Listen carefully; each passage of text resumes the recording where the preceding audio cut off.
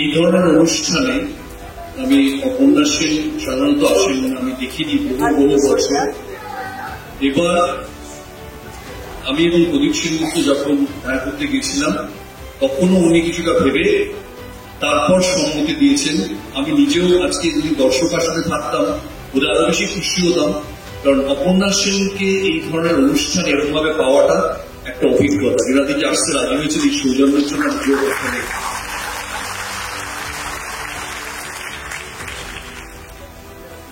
একটাই জিজ্ঞেস করছিলেন যে একজন মানুষ চলে গেছেন ৪৩ বছর, আপনি ভিড়টা দেখছেন করে দিচ্ছেন। মানে আমাদের কিন্তু আমরা এখনো প্রতি মুহূর্তে ওর অভাবটা বোধ করি। আজ প্রথমত ওই ভুবনমোহিনী হাসি আমার মনে হয় আর কারণ ওরকম অত সুন্দর হাসি আমি কোনো পুরুষ কেন মহিলারও দেখি। এবং বড় চমৎকার মানুষ ছিল, মানে এত স্নেহশীল যে আমার সেটা খুব মনে পড়ে। সবসময় যেন তো বলতাম বেবিদিকে, মানে শীতের দিকে মিনা খেয়েছে, মিনার গাড়ি এসেছে, মানে সবসময় কিন্তু অভিভাবকের মতো দেখাশুনো করতে, সেটা একটা খুব মনে পড়ে। আজকাল তো ধীরে ধীরে পৃথিবীটা আমাদের ক্ষেত্রে অভিভাবক শূন্য হয়ে গেছে, মানে আমরা এই অভিভাবক সকলে এখন ঈদের কথা মনে পড়ে। আবার একটা কথা বলুন যে সাধারণত যিনি চলে যান বা যারা চলে যান লোকে তাদের জন্মদিনে তাকে মনে করে, কিন্তু আপনি দেখুন যে কালকে পরশু থেকে কলকাতার সমস্ত কাগজ এমনকি সোশ্যাল মিডিয়া মৃত্যুবার্ষিকী উদযাপন, এটার কারণ কি উত্তম কুমারের ২৪শে জুলাইটা লোকে তো সেপ্টেম্বরে পৃথিবীতে আসার দিনের চেয়ে বেশি করে দেখা, এর জন্য কি দুঃখবোধটা এখন যায়নি না? মনে হয় তাই, মানে অত বড় স্টার তো আমার মনে হয় আমাদের বাংলা সিনেমার জগতের বাকি ভারতবর্ষে খুব কম ওই লেভেলের স্টার, ওই স্তরের তারকা খুব কম হয়েছে।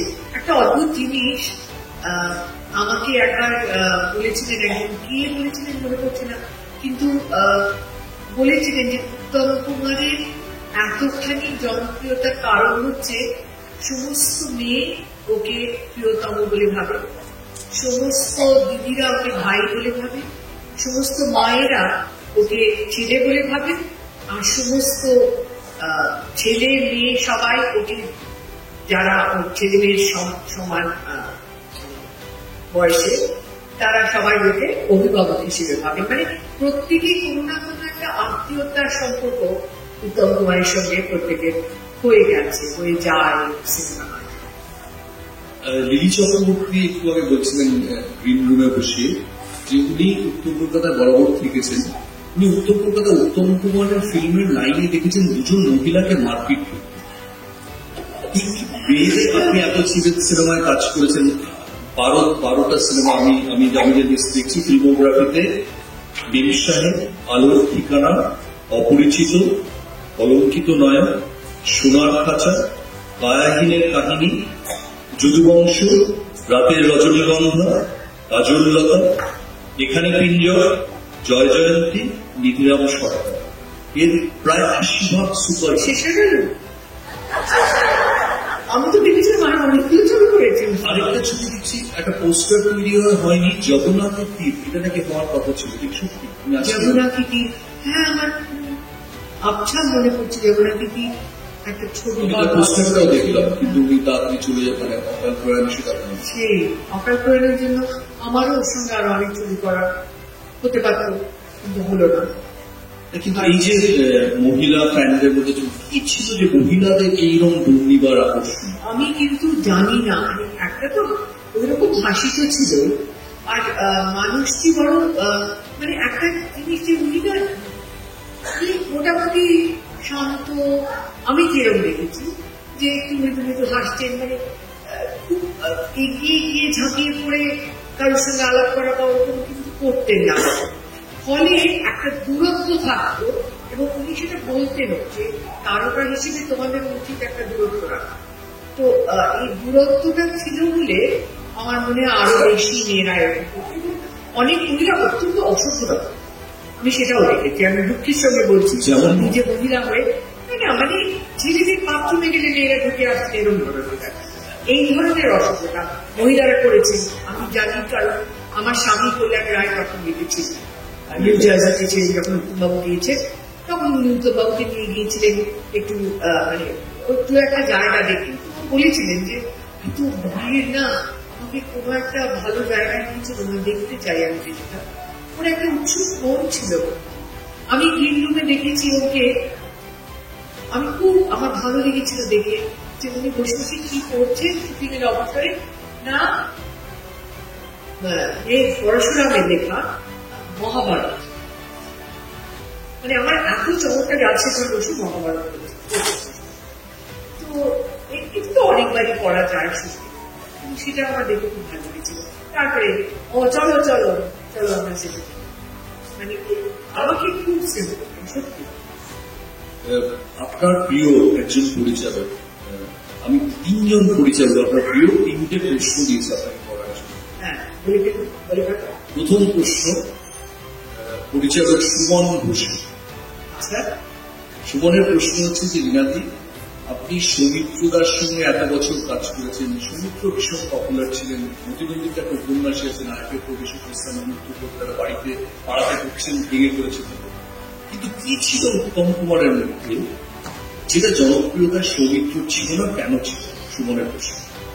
আচ্ছা, আমার মনে হয় রোম্যান্টিক নায়ক হিসেবে উত্তম ডেফিনেটলি উত্তমবাবু সৌমিত্র থেকে এক ধাপ এগিয়ে ছিলেন। কারণ সৌমিত্র ঠিক, যদিও সৌমিত্র রোম্যান্টিক নায়ক ছিলেন, চেহারাটা খুব দারুণ ছিল, অসম্ভব সুন্দর চেহারা ছিল। ইনফ্যাক্ট যদি আমরা ভালো করে ভেবে দেখি, যদি আমরা শুধু ফিচার্স দেখি, সৌমিত্রর মুখটা কিন্তু আরো সুন্দর। উত্তমবাবুর কিছু একটা ছিল, এই যে যেটা একজন স্টারের সবচেয়ে বড় কোয়ালিটি। একজন বলেছিলেন যে, এটা ইংরেজিতে বলেছিলেন, যে আমি বাংলায় বলছি, যে ও কি মানে কতটা নিখুঁত সেটা কিন্তু মানে বিচার্য নয়, ও খুঁতগুলো মানুষ ভালোবেসে ফেলেন, সেটাই বিচার্য। উত্তমবাবুর ক্ষেত্রে ও যা কিছু ছিল, খুঁত বলুন, গুণ বলুন, দোষ বলুন, সবটা নিয়েই মানুষ ভালোবেসেছিল। আচ্ছা, ওরা এসে এখানে প্রশ্ন করবে না কেন? কৌশিক বলছেন যে রিনাদি যে মেকিং এর যে পৃথিবী থেকে এসেছিলেন সেটা একটা অন্যরকম ছিল। উত্তম কুমারের পৃথিবীটা মেইন স্ট্রিম পৃথিবী, রিনাদির পৃথিবীটা একটা ইন্টেলেকচুয়াল ডিজাইনের ছবি তৈরি করে। উনি কি করে এত অনায়াসে মেইন স্ট্রিম সিনেমাতে সারেন্ডার করেছেন উত্তম কুমারের কাছে ওই ধরনের ছবি? তাহলে আমি কয়েকটা গল্প বলি। আচ্ছা, আমি অপরিচিত ছবিতে যখন অভিনয় করতে এসেছি প্রথম, তখন তো আমরা সৌমিত্রকেই মনে করি যে সৌমিত্র সত্যজিৎ রায়ের ছবিতে উনি এসছেন, উত্তম কুমার তো সৌমিত্র আলটিমেট হিরো,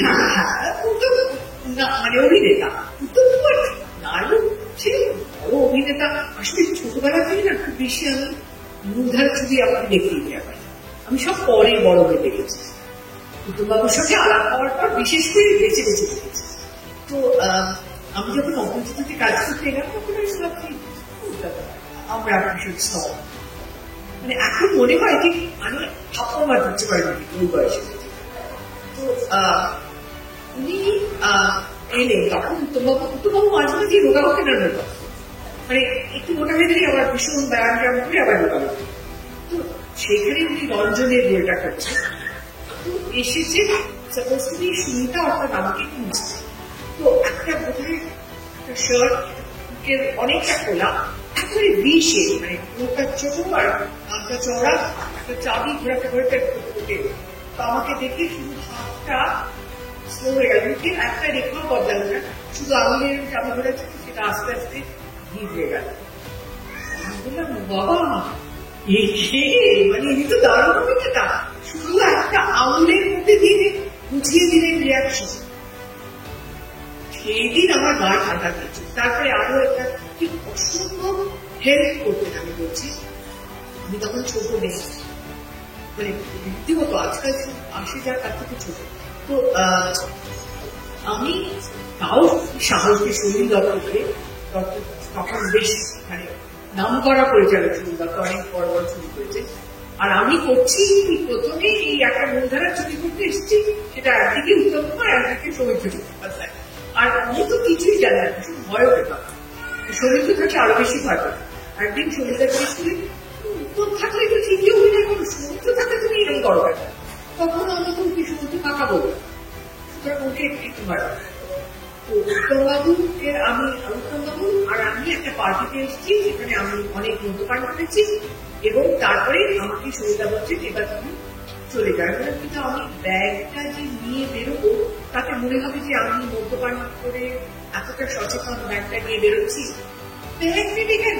ব্যাগ না, তুমি এখন এক পাউচ সুবিধা ব্যাগটা ভুলে না থাকে, ওটা কি করে গেল? কিন্তু ওটা কি প্রবলেম আছে, কি প্রবলেম আছে বলো?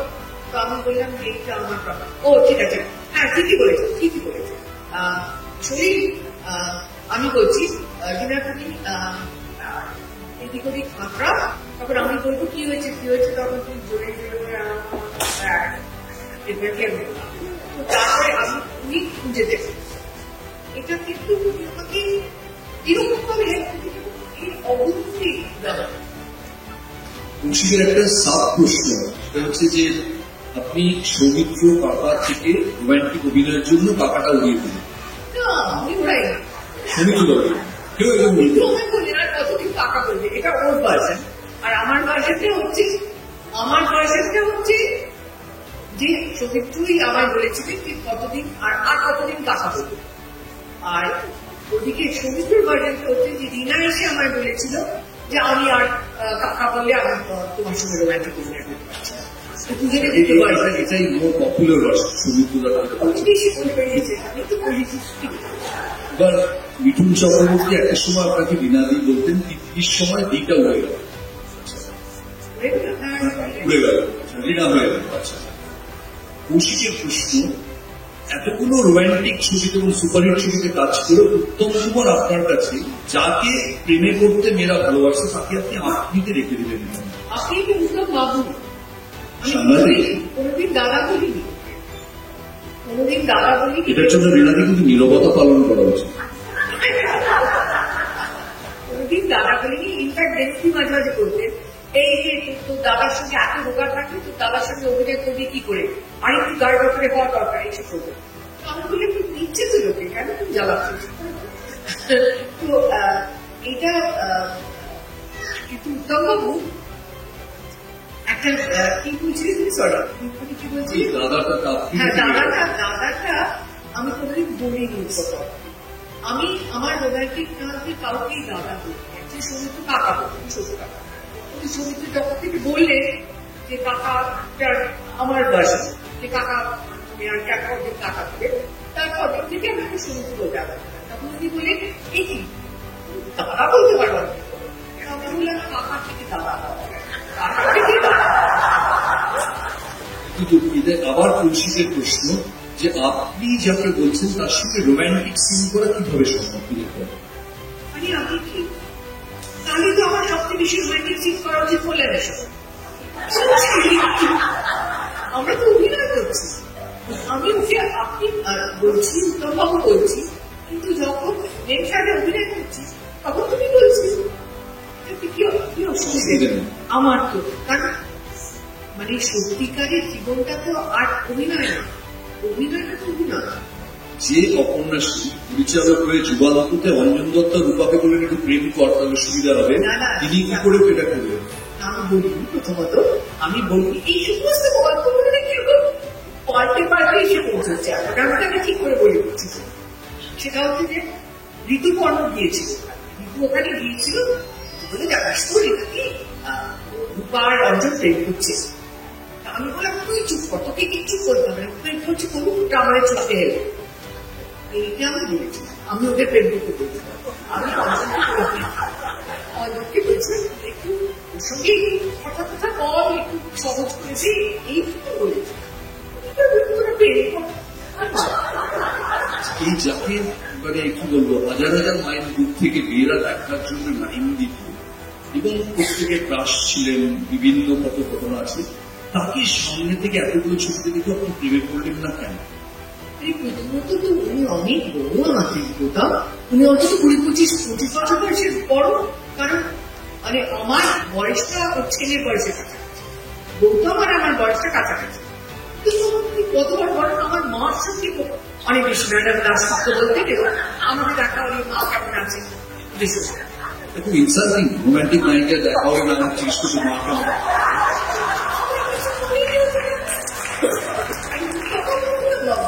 আমি অন্য সময় বলে মানে ও নায়িকা না হলে হয়তো ওকে কাকাই বলতাম না, মামা বলতাম না, জানি না ওনাকে কিছু বলতাম। সৃজিতের একটা প্রশ্ন, সৃজিত ভীষণ বাহাদুর আমার জুনিয়র ডিরেক্টর গুলো ভীষণ অসুখ একটা একটা করে প্রশ্ন থাকে। সৃজিত বসন অবতার করার থেকে কালকে রাত্রিরেই প্রশ্নটা দিয়েছে, এটা কেন আজকে অন্য অনুষ্ঠান আছে। সৃজিতের প্রশ্ন হচ্ছে কোন উত্তমের কোন ফিল্মে নায়িকার রোল পেলে কি খুব খুশি হতো, যেটা আপনি করেন? একটা ছবি ছিল, সেটা আমার এখন দুঃখ হয়, সেটা উত্তম বাবু আমার কাছে এসেছিল, দুটো ছবি উনি আমার কাছে এসেছিলেন, আমার বাড়িতে এসেছিলেন দিনাজপুরে। সেটা হচ্ছে ওই অববধূ সুন্দরীতে সুমিত্রা মুখার্জিকে বলতে হাসি বলতে আমার সাথে করতে হচ্ছে। তখন আমি জানি যে ওটা তোমার এলাইজা জুলিয়েট যেটা হ্যাঁ ওটা মৌসুমি, ওই রোলটা মজাদার, ওটাতে বেশ মজা করে অ্যাক্টিংটা করে। আমি বললাম বাবু আমি এই রোলটা আমার ইন্টারেস্টিং লাগছে, মানে আমি বলছি তোমাকে ওটা কিন্তু ভালো, ওটা রোলটা কিন্তু অনেক কিছু আছে, তুমি এই রোলটা করো না প্লিজ আপনি এরকম বলবেন। আর আমি বেশ শিখেছিলাম আর জিততেই চাইছি, যেটা না তো না বাবু খুব পেরে আমার ঠিক আছে মাইন্ড চেঞ্জ করে বললো, আমার মাইন্ড চেঞ্জ হবে আমি আর নিশ্চিতভাবে ফিরিয়ে দিলাম। এবং সেই ছবি তুমি মারা গেলে, সেই ছবির কাজ করতে তুমি চলে গেলে, তখন না মনে হয় দুঃখ রাখার জায়গা আমার খুব কষ্ট হয়েছে। কেন বলছেন এই একটা কথা কেন আমি ঘুরে জানতাম চলে যাবেন এইভাবে। আর আরেকটা হচ্ছে সেটা সলিলদা আমায় বলেছিলেন একবার যে স্ত্রী ছবিতে, ওটা আমার বেশ ভালো লেগেছে, কিন্তু স্ত্রীকে সলিলদাই আমরা আমি না ওটা তোমায় করতে বললাম না, ওটা মেইনলি আমার সমর্থ, আর মানে ওটাতে বেশি টাকা পয়সাও দিতে পারবে না, তার উপরে রোলটাও ছোট, কি বলে কি মুখে তোমার বলো এটা বলো। আমি তো জানি না কি, আমি চুপ করে গেলাম, ডিরেক্টর থেকে ডিসাইড করেছি, পরিচালক ঠিক করেছে তাই করবে, কখনো পরিচালকের সিদ্ধান্ত করতে আমরা কখনো মনে হয় না যে নায়কের শর্মিলার রোলটা আমি এটি করতাম? হ্যাঁ হ্যাঁ ওটা মনে হয়েছে যে মানিকাকা আমার কেন। আচ্ছা, সৃজিতের আরেকটা সাব প্রশ্ন, সেটা হচ্ছে কঙ্কনাকে আপনি কোন ছবিতে, কঙ্কনা এবং উত্তম কুমার কাছাকাছি বয়স হয়েছে, কোন ছবিতে কঙ্কনা খুব ভালো ফিট করতে না খুব ভালো বিকেলে ভোরের ফুল? বিকেলে ভোরের ফুলটা কঙ্কনা ওটা বেশি মুদ্রার ছবিতে খুব সহজ নয়, মানে করেছে কিছু কিছু, কিন্তু ও বেশি স্বাচ্ছন্দ্য বোধ করে এই তিনটে প্রশ্ন আপনার কিরম লাগবে? সত্যি সত্যি ওরা করেছে নাকি তুমি বানিয়ে কৌশিক কালকে সুমন মহেশ কাকুকে তিনজনকে জিজ্ঞেস করলেই জানতে পারবে। আমি মানে তুমি সত্যি নামই করি না না এখন আপনি যে এত অনাবিল ভাবে এত কাজ করতেন উত্তম কুমারের সঙ্গে, তখন সবাই প্রায় বলতে গেলে তার হাত দিয়ে দেওয়ার জন্য রাজি ছিল, অন্য নায়িকা ইনসিকিউর হতেন? আচ্ছা অন্য নায়িকাদের সঙ্গে আমার খুব ভাব ছিল, মানে আমার সামনে তো কেউ কিছু বলেনি। হাসি যে সুমিত্রা মুখার্জি উত্তম বাবু সম্মানে চুরি করেছে, হাসি তো আমাকে ভীষণ ভালো আছে, মানে রিনাদি করে পাগল ছিল আমার মেকআপ রুমে এসে বসে থাকতো, কোনোদিন তো আমি এতটুকু দেখি। আর হতে পারে সাবুদি তো আমার দিদি, মানে উনি অনেক বড়, আর সাবুদিকে কোনোদিন তো বলেনি, কিচ্ছু বলেনি, মা যদি কোনোদিন মানে এরা ভীষণ স্নেহশীল ছিলেন আমার সম্পর্কে, আর অন্যরা যারা ছোট তারা ভীষণ ভালোবাসে। সন্ধ্যাদির কথা জানা, সন্ধ্যাদি তো অবশ্যই খুবই বেশি কিছু করেন, আমি না সত্যি কিন্তু ওদেরটা বলতে পারবো না। মনে মনে ঈর্ষা করেছে হতে পারে, আমার বলেনি, এই প্রশ্নটা অ্যাকচুয়ালি কৌশিক বলেছেন, এই প্রশ্নটা আমার জেনুইন প্রশ্ন বলে কৌশিক তারপর অন্য প্রশ্ন সে হচ্ছে যে আপনার পরিচালনায় যখন উত্তম কুমার বেঁচে আছেন একটা লম্বা স্প্যানে, আপনি কোন ছবিতে উত্তম কুমারকে ব্যবহার করতে পারেন পরিচালক? এখন তো মনে হয় কত ছবি উনি করতে পারতেন যেটা আমি করতে পারলাম না, উনি নেই। হ্যাঁ, সে কি আর মানে একটা করে গল্প করি আর এটা এখন করা যাবে, তো বলতে এটাকে করা যাবে, আমি আলাদা করে বলতে পারবো না। একটা তো আমি করিনি সেসব ছবি, অবশ্য করা হয়নি সেগুলো একটা, কিন্তু যা করেছেন তার মধ্যে যা করেছি তার মধ্যে না ওই বয়সে হ্যাঁ উনি করতে, উনি তাকে বলতে উনি যে কটা চরিত্র হয়েছে প্রত্যেকটাই বুঝতে পারছে, যেমন পরমাতে ওইটা উনি কৃষি খেলে করবেন। তারপরে মানে সেটা যে কত বড় ভূমিকা ছিলেন সেটা আরো বোঝা গেল যখন দুর্বংশ, মানে আমি শুধু কাঁদছিলাম উঠছেন পঞ্চপ্রদীপটা পাচ্ছে ছিল, এখনো আমার গায়ে কাটা হচ্ছে বলতে বলতে, আমার চোখে এরকম অসহায় এইরকম যেটি ঘোড়া চুকে আসছে মেয়েকে তোমার জিন্দেবন্দিতে, তারপরে ওরকম ভাবে রঞ্জনের চাবি ঘুরিয়ে ঘুরিয়ে করছে, মানে এত স্মার্ট, এত চমৎকার একটা ইয়ে, সেই অসম্ভব অসহায় অবিশ্বাস। অঞ্চলের রোলটা যুগান্ততে ভীষণ ভালো করতে, সেই বয়স থাকতে দারুণ করতে। পরিচালক হিসেবে ওর মধ্যে কি গুণ দেখেন যেটা আপনাকে পরিচালক হিসেবে বলে একটা অদ্ভুত একটা ক্ষমতা ছিল, যে একটা জিনিস যেটা করছেন এটা অত্যন্ত একটা কনফিডেন্সের সাথে। আমাকে একদিন বলেছে যে তুমি যদি ভুল করো, একটা ভুল করো, সেটাও কিন্তু ভুলটা কনফিডেন্স, তাহলে কেউ বুঝতে পারে। শুনতে পারো যে ভুলটা কনফিডেন্ট কি করি, ভুল একটা করছি কিন্তু কনফিডেন্ট, সেটা কেউ বলতে পারে। উত্তমবাবুটা আমি বলছি পরিচালক হিসেবে আমাকে কোনটা আকর্ষণ করে, উত্তমবাবুর শিক্ষার আগ্রহটা শেষ হচ্ছে একেবারে। আমি উত্তমবাবুকে আমার মনে হতো যে ওইরকম একটা মানুষ যিনি এত মানে এত জনপ্রিয়তা পেয়েছেন, এত গেছিলেন, তিনি কি করে অত মানে বিনয়ী, অসম্ভব অসম্ভব বিনয়ী ছিলেন, এটা লোকে বুঝতে পারে কতটা হচ্ছে। সেই অভিশপ্ত 24শে জুলাই আপনি কোথায় ছিলেন? আমি যখন খবরটা পেলাম আমার সেটা আর মনে নেই, শুধু আমার মনে আছে আমি আর মানিক কাকা, সত্যজিৎ রায় আর আমি, মানিক কাকা বললেন আমাকে, এটা মনে আছে, বললেন যে তখন তো চলে গেল, যাবি না? আমি চল একসঙ্গে যাই, এবং আমরা একসঙ্গে গিয়েছি।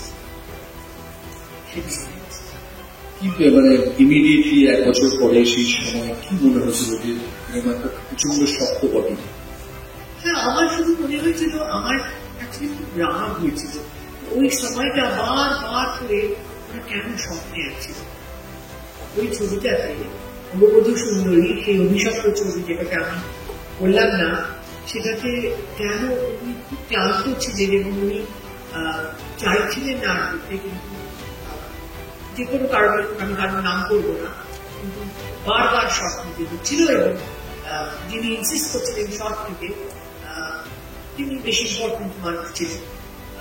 তো তখন উত্তমবাবু ওইরকম ছিলেন, নিজেরটা চেপে রাখা, উনি তখন পড়ে গেলেন, তারপরেই তো বলল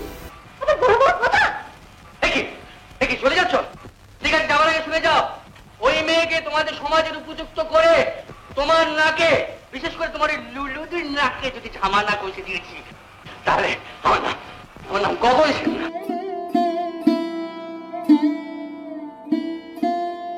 এইভাবে খারাপ লাগে যে রেস্ট দিতে পারলে না তখন ভালো। মহিরুহ একজন চলে গেলেন মাত্র 54 বছর বয়সে, একজন সত্যিই প্রায় 71 বছর বয়সে। আজকালকার দুনিয়ায় কোনো বয়সই নেই। সত্যি তাই। মানিক কাকার হার্টের একটা প্রবলেম তো অতদিন ধরে ছিল, তোমাদেরও ধরে একটা ছিল। আমি খুব ওকে মানে আমরা দেখা হলে আমার সঙ্গে অসম্ভব স্নেহ করতে থাকতে একবার গিয়েওছি ওর বাড়িতে, কিন্তু এমনি যে ব্যক্তিগত স্তরের ক্ষেত্রে যাতায়াত ছিল ওর সঙ্গে কিংবা সমুদ্র সঙ্গে কারোর সঙ্গে ও ব্যক্তিগত স্তরে যাতায়াত করছিল না। আমি একটু একা ছিলাম, মানে আমি খুব একটা যে সকলে ওর বাড়িতে লক্ষ্মী পুজো পুজোতে যেতেন না?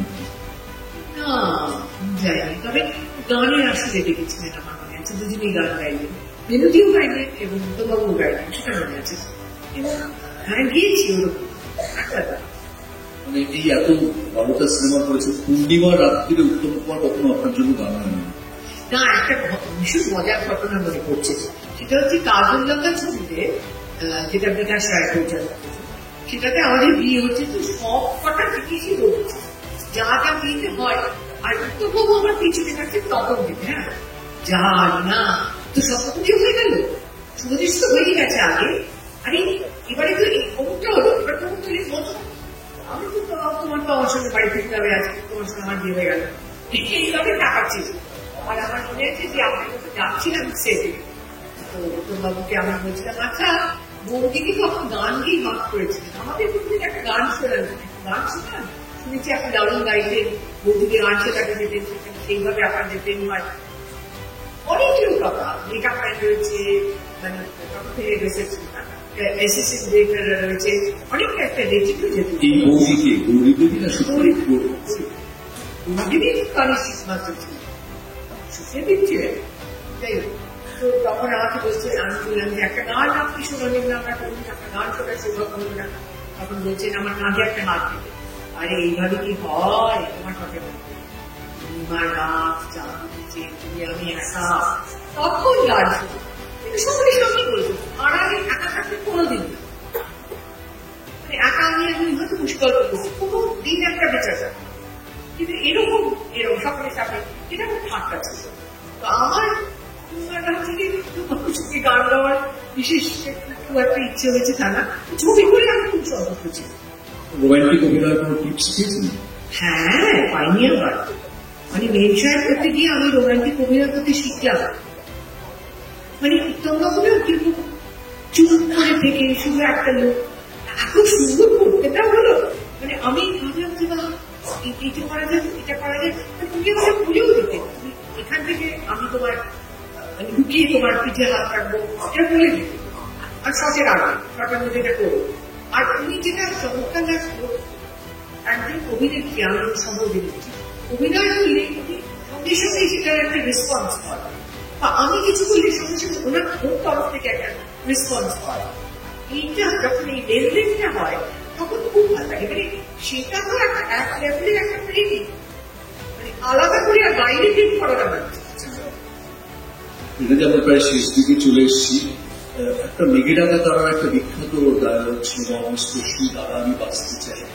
উত্তম কুমারের জীবনে শোনা যায় যখন ডাক্তার সুনীল সেনকে বলেছিলেন যে ডাক্তারবাবু আমি বাঁচতে চাই, সেটা আমি জানতাম না, সেনকে বলেছিলেন খারাপ লাগছে। যে আমাকে বাঁচিয়ে দিন ডাক্তারবাবু।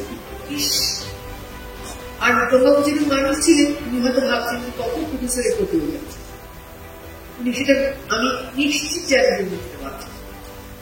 বাঁচতে তো চাই, মানুষ বাঁচতেই চায়।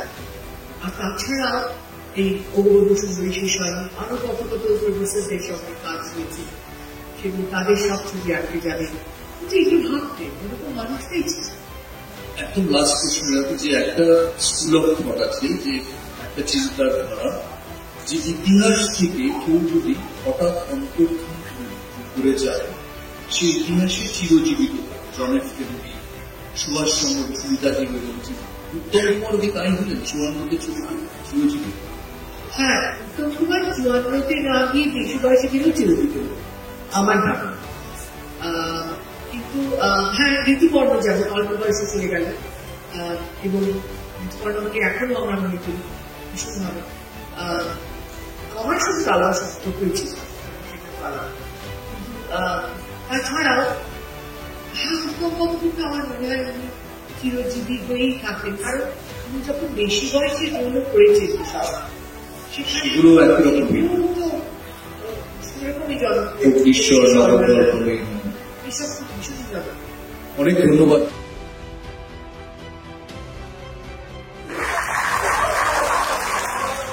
একটা ছোট্ট গল্প বলছি, কতটা বিনয়ী ছিলেন। একবার আমি এমনি রিহার্সাল দিচ্ছি, উত্তমবাবু মানে ডায়লগ খুব মুখস্থ করতেন, আমার চলেই যাচ্ছে আর আমাকে তো কিউগুলো দিতে হচ্ছে। আমি বলে বলছি, উত্তমবাবু আপনার এখনো মুখস্থ হলো না, আমি যেটা মরে গেলেও এই ডায়লগগুলো আর ভুলবো না। উনি আমার কানে থেকে বলছেন, তোমাকে তাহলে আমি আমার একটা গোপন কথা বলি। আমি কি বলি, আমার আসলে একটা স্টার্টার আছে, আমার মাঝে মাঝে একটা দুটো কথা তুলতে যায়। আমায় বলেন, তাই জন্যে আমি এত করে মুখস্থ করি, মুখস্থ একদম, তাহলে আমার যদি আমার কথার দিকে আমার মনটা না থাকে, যদি আমি জানি যেটা মুখস্থ হয়ে গেছে, তাহলে আলাদা হয়। এটা যে মানুষ বলতে পারে তার কতখানি কনফিডেন্স আছে। আপনাদের অসংখ্য ধন্যবাদ উত্তমবাবুকে এইভাবে মনে করার জন্য, এবং সবাই মনে রাখেন আমি জানি।